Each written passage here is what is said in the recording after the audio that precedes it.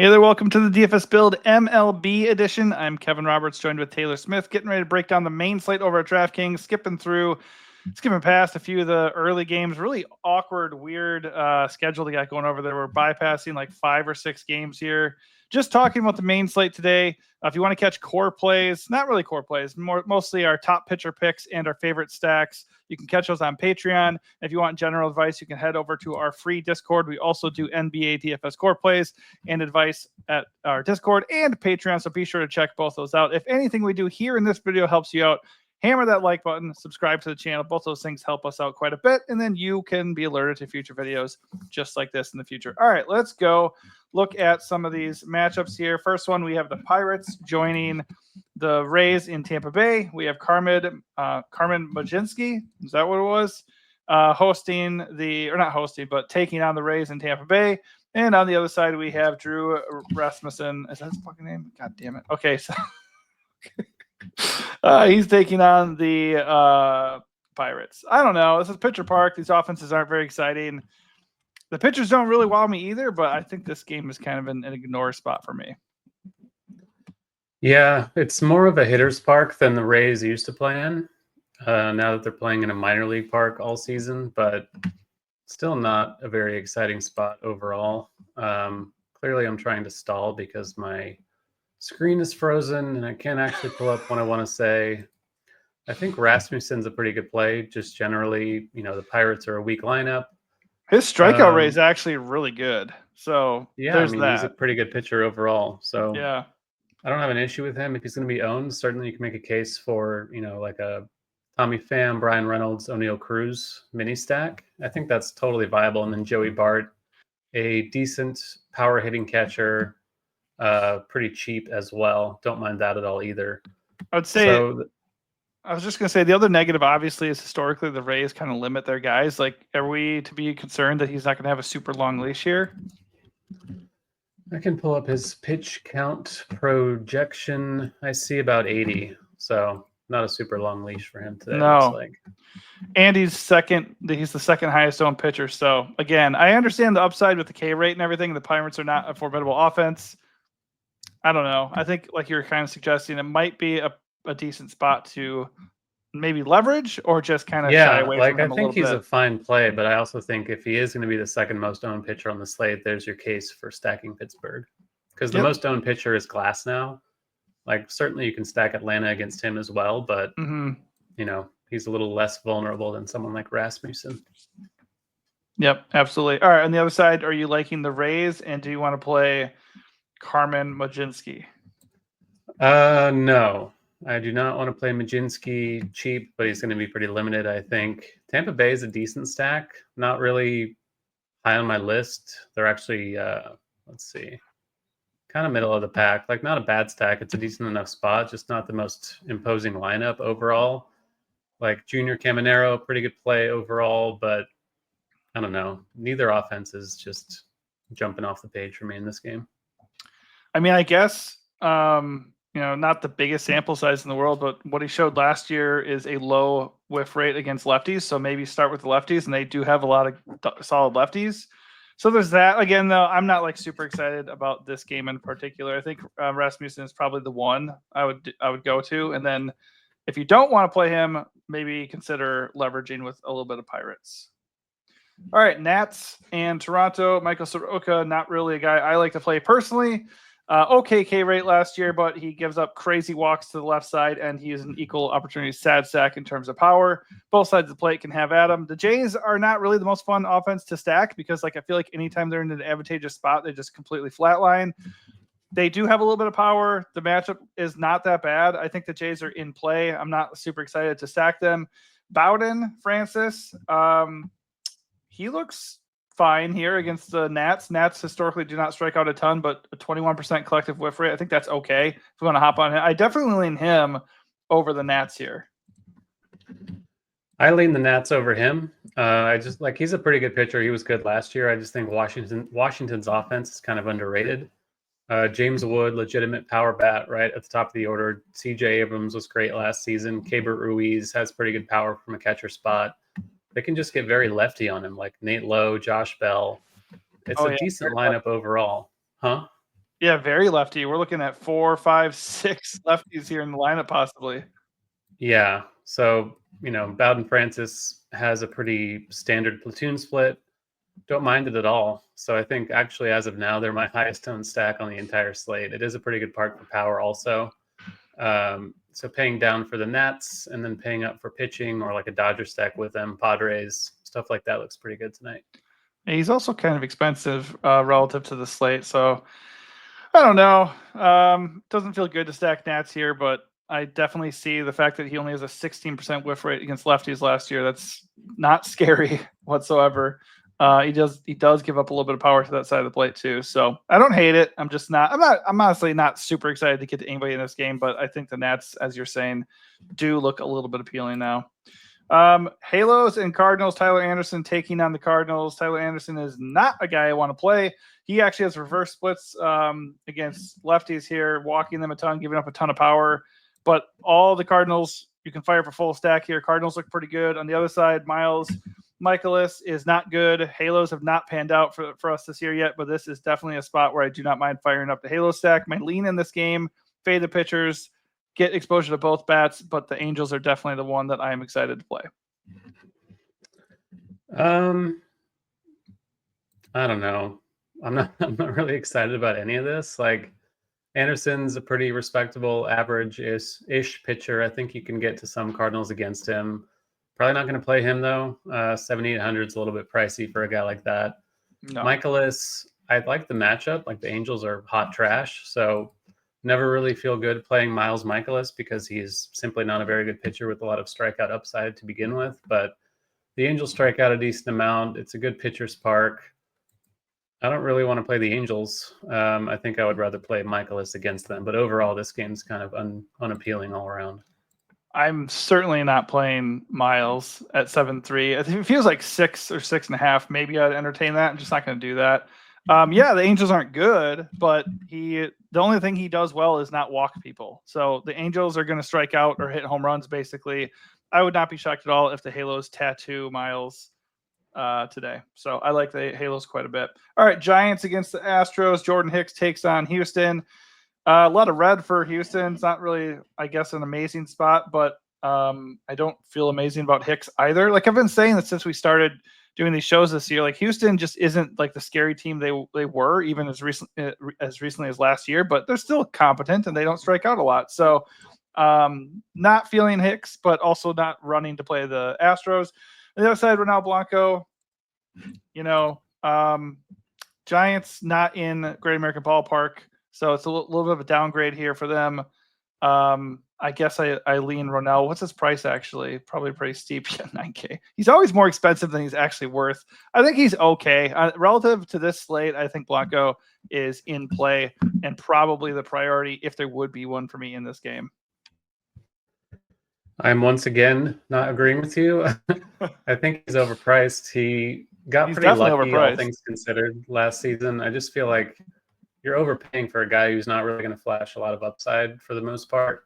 And the Giants do have an upgraded offense. They added Willy Adames. They have Jung-Hoo Lee back from injury. It's a pretty good lineup, all things considered.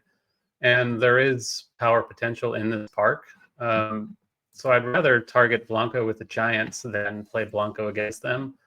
Not really on the Astros, not really on Hicks, but I do think a Giants stack is, once again, just like it has been on every slate so far, pretty high on my list of priorities.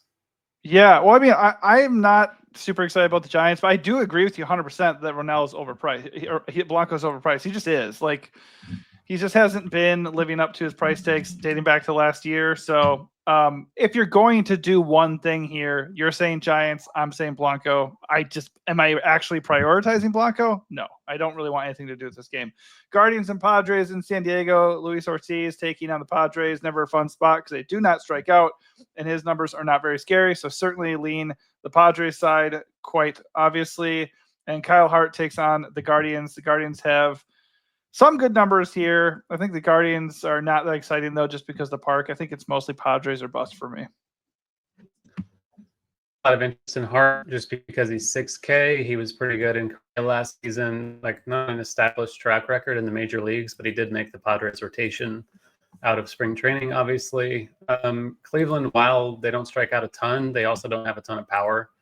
And they do strike out a bit more than they did last season. Like Gabriel Arias, Bo Naylor, John Kinsey Noel, those guys strike out quite a bit. Manzardo is there now playing full time. So it's not a bad spot for Hart. I think he's my favorite SP2 on the entire slate. Paying for Glass now, paying down for Hart, and you can kind of do whatever you want with your bats. You're only spending $16,000 on pitching. So with the pretty weak pitching slate overall, I don't mind taking the savings and just fully punting it with Hart. I think a Padres stack's fine. Not really into Cleveland. Yeah, that probably does it for that game. The collective ISO here against Hart, though, doesn't look very welcoming.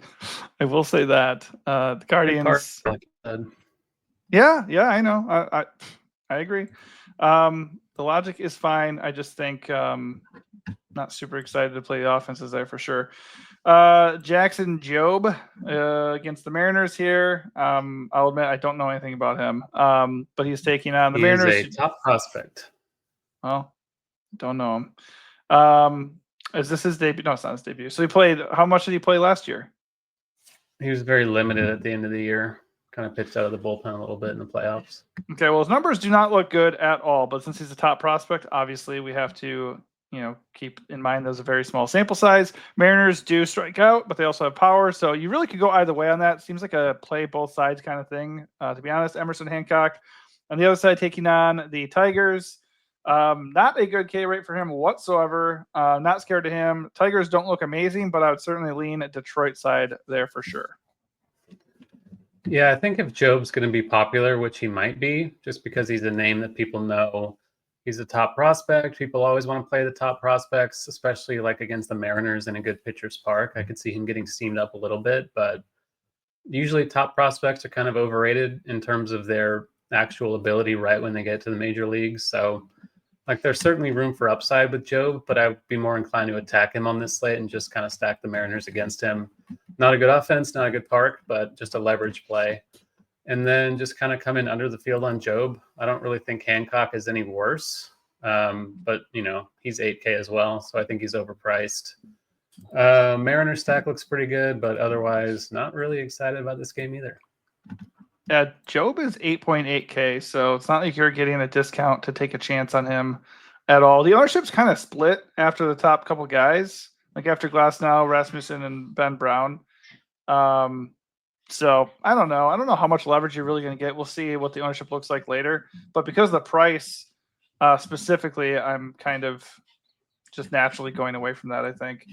All right, we got the Cubs in Oakland or Sacramento, I guess, against the Athletics. Ben Brown taking on Oakland as usual. I prefer the Athletics against a southpaw if I can.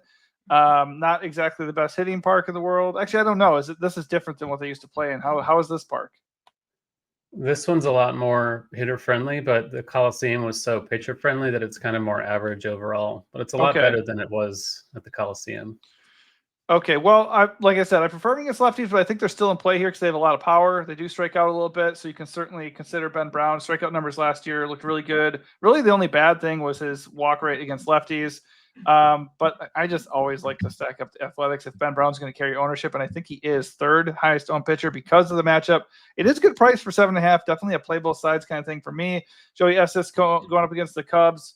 The Cubs are looking pretty good here. Estes 217 ISO against lefties and 210 ISO against righties. So he gives up plenty of power, and we know the Cubs can supply it. So I don't mind both offenses in here, but I definitely will get to Ben Brown. I just think I might end up going a little bit underweight. Yeah, I love Ben Brown. Great strikeout rate last season. The A's it's not a great offense. Like they do have power, but it's kind of average overall. Not really getting to the A's at all in this slate, which is a little bit frightening, but kind of is what it is. The pitchers beyond Glass now are just kind of all risky, so I don't mind taking the savings with Brown. I think Brown and then Kyle Hart are the SP2s that are really on my radar, and I'm going to have a lot of both of them. I do like the Cubs quite a bit, though, against Estes, just kind of an average fly ball pitcher. It is an upgraded lineup with Kyle Tucker in there.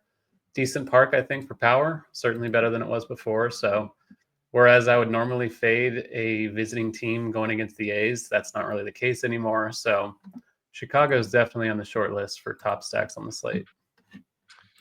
Yeah, anytime somebody can't miss bats and gives up a lot of power, we should be pretty interested in that. I think I'm definitely leaning Cubs over Athletics, but I think because of Ben Brown's ownership, that's the reason why I'd be still pretty interested in the A's.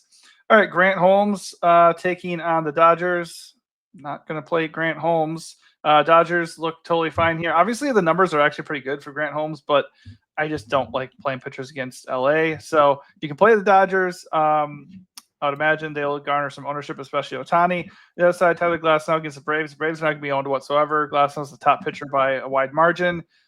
I mean, he's going to be mega chalk. He can be gotten to a certain degree. It's the Braves. I don't mind sprinkling in some Braves here, but obviously this is probably just a don't get too cute scenario. Like, it's not a good pitching slate. So I just really play Glasnow and not really worry about the Braves too much tonight. Yeah, Glasnow will be my highest owned pitcher, but I also am going to have a lot of Atlanta stacks in the non-Glasnow lineups. It's just like there's a narrative that the Braves are not good anymore. They didn't do a lot of scoring in San Diego, but LA is a bit of a more hitter-friendly park than San Diego is. Glasnow is going to be owned by over half the field, and the Braves are a talented offense who's going to be overlooked completely. It's a very obvious leverage stack. I think you can play them in single entry if you're bold enough to fade Glasnow, which you can argue the merits of that or whether it's necessary, but that's something I'd be inclined to do. Maybe at least a mini stack of them if you don't want to go all in with the 5-man or 4-man, but it's a great play. And then the Dodgers on the other side, they look good. I do have respect for Holmes and what he can do, but it often doesn't really matter against this lineup. It's just a matter of whether you can afford them. Paying up for Glasnow and then paying up for a full Dodger stack is pretty hard to do. So, fading Glasnow and playing the full Dodger stack with cheap pitching is pretty interesting on this slate, but it's harder to get everything you want together from the Dodger side.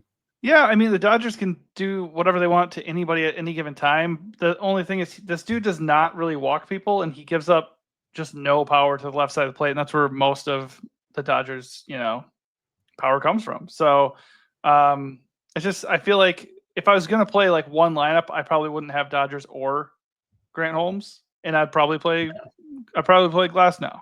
Like if you really want to cut it down to just that, like absolutely anytime anybody is going to be 50% or higher owned, you should get a sprinkling of the offense they're facing. You just should, because you never know what's going to happen. I feel like every time a pitcher does look like a lock, like a Luis Castillo the other day, they get smashed. It's just like happens all the time. We said on the show like back then that he wasn't a lock. It's just like the nature of baseball. Like if a pitcher's going to be that owned, then playing the bats against him is the easiest way to get to the top if things go south for him. Like Chris Paddock right now is minus 9.7 points. Yeah, and in Discord, we were all kind of saying like we probably have to play Paddock, and no, you don't. You really don't. Here's the thing.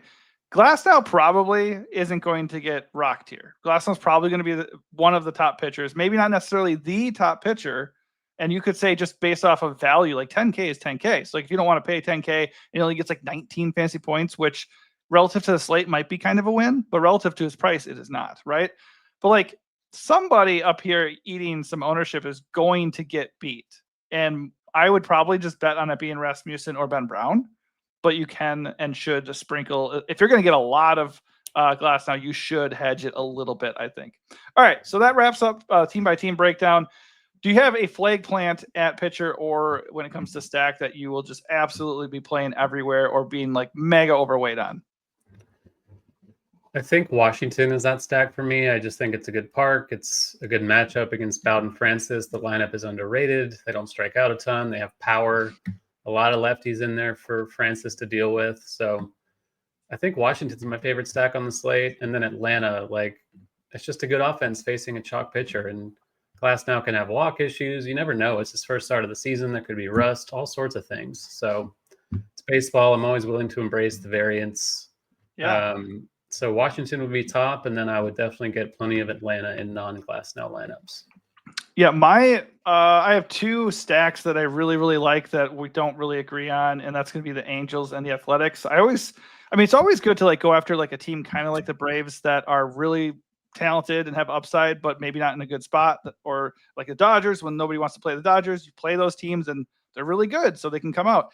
But also you got to look at bad teams that are possible major leverage, and I think they both offer that today possibly. So Oakland, I keep saying Oakland. The Athletics clearly offer much more leverage, but the Athletics or the Halos, I think, are just in a really good spot against Miles. So I like them quite a bit. I don't have a lean on pitcher beyond glass now. SB2, I'm just going to kind of split up. I think there are a lot of good plays. You brought a couple to my attention as well. So I'll let SB2 kind of work itself out. I'll cut my player pool down a little bit, of course, but glass now is going to be in like most of my lineups for sure, as he probably should be. But that is going to do it for us. Hopefully this helps you out. If it does, hit the like button, subscribe to the channel, come join us in our free Discord, and get access to our finalized pitcher picks and top stacks over at Patreon. I'm going to do an NBA show as well. So make sure you head over there and check that out at our YouTube page. All right. Thanks for watching and good luck.